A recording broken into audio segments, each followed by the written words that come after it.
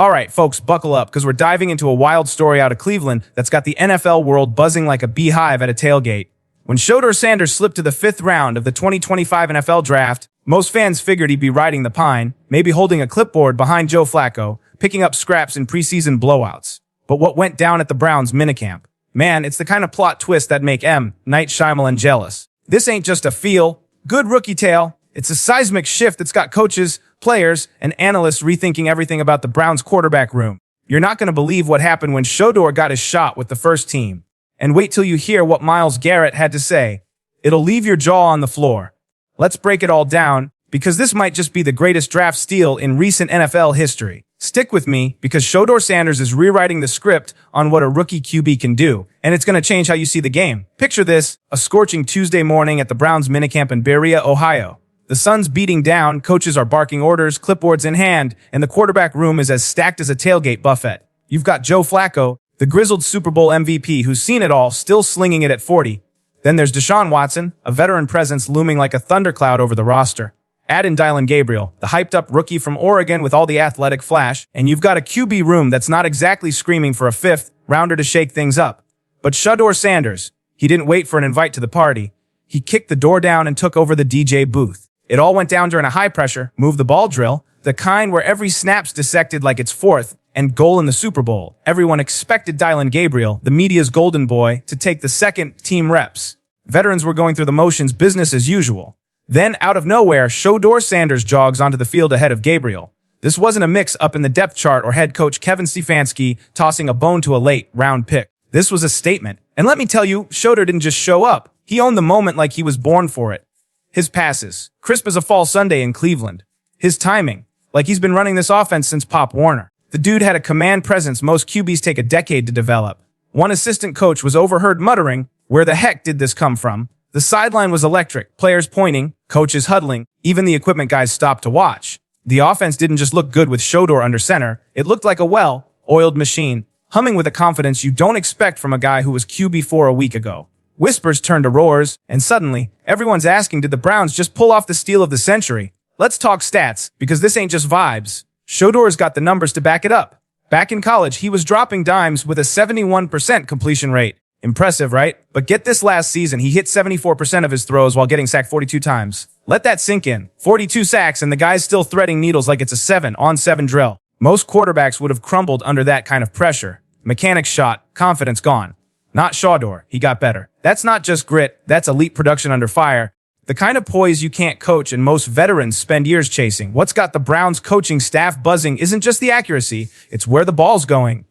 Deep digs with pinpoint timing, out routes hitting receivers in stride, progressions read like he's been in the league for a decade. He's not just checking down to play it safe, he's attacking defenses with throws that scream elite arm talent and lightning, fast decision-making. Insiders say the offense looks smoother, more cohesive, and straight up energized when Shedeur's running the show.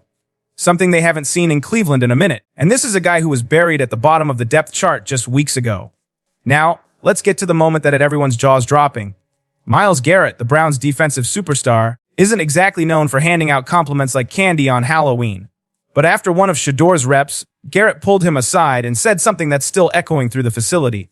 "Kid, you're making my job harder, and I love it." That's right, Myles freaking Garrett, the guy who eats quarterbacks for breakfast, was hyping up a 5th-round rookie. That's not just respect, that's a game changer. When a player of Garrett's caliber is singing your praises, you're not just a feel-good story, you're a legitimate threat. What's blowing everyone away isn't just Shedeur's arm or his accuracy, it's his mental game. The dude processes information like he's got a supercomputer in his helmet. One offensive coordinator who's been around the block for 20 years dropped this bombshell. "I've never seen a rookie read defenses this fast. He's seeing things 5-year vets miss." That's not hype, that's a pattern. Every rep Shedeur takes, there's a shift in the air. His throws are crisp, his decisions are decisive, and he's got this quiet swagger that lifts everyone around him. Teammates are buying in, following his lead in the huddle, and even the crustiest veterans are nodding in approval. One vet, who didn't want his name out there, summed it up. "We knew he had talent, but this is next level. This kid's special." And it's not just talk. In red zone drills, Shedeur's syncing up with tight ends and slot receivers like they've been running routes together for years. In walkthroughs, he's making line adjustments like he wrote the playbook himself. One coach reportedly turned to another and said, "This kid's processing like he's been in our system forever."